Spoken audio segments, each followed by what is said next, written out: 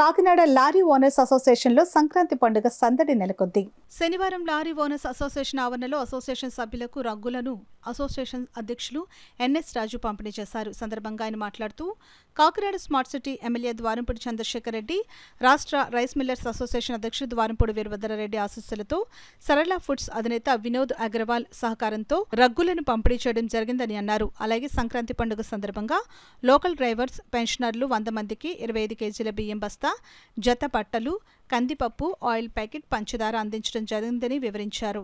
ఈ కార్యక్రమంలో సంఘం ఉపాధ్యక్షులు మందల వీరప్రతాప్, చిక్కాల సుధాకర్, కార్యదర్శి మట్టా రామకృష్ణ, కోశాధికారి పైల రాము, జాయింట్ సెక్రటరీలు కొవ్వూరు సుధాకర్ రెడ్డి, వరిపల్లి శివనారాయణ, కన్వీనర్స్ సాగి శివరామరాజు, అల్లం శ్రీనివాసరావు, మట్టా చంద్రశేఖర్ తదితరులు పాల్గొన్నారు.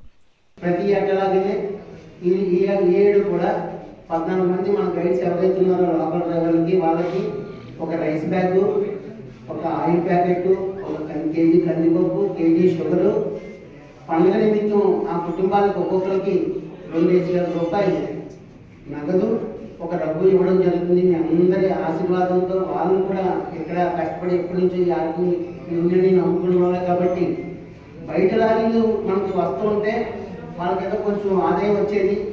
మరి 9-10 నెలల నుంచి మనకే సరిపోతుంది లోడింగ్, కాబట్టి ఆయనకి డబ్బులు కూడా రావట్లేదు. కారణంగా ఈ 2,000 రూపాయల సహాయం పెట్టడం జరిగింది. మీ అందరూ కూడా దానికి సమ్మతించాలి.